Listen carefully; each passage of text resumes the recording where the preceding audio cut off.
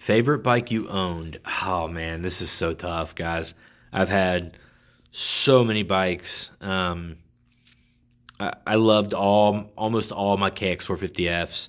Uh, I think the KTM 450 I'm riding now is the best bike, the best 450 I've ever ridden by far out of all the bikes I've had. But the coolest, the bike that stirs up like the most memories to me is just being awesome was probably my '05 KX 250 stock. I was running the C class, and those bikes ran so good off the showroom floor. You didn't have to do anything to those things. They were so crisp, so smooth. They ran, at least my '05 that I had, ran way better than my '06 and my '07s do that I have now. There was something just cool about that time because, I was riding the 250, but all the guys I'm racing against were riding 252 strokes as well.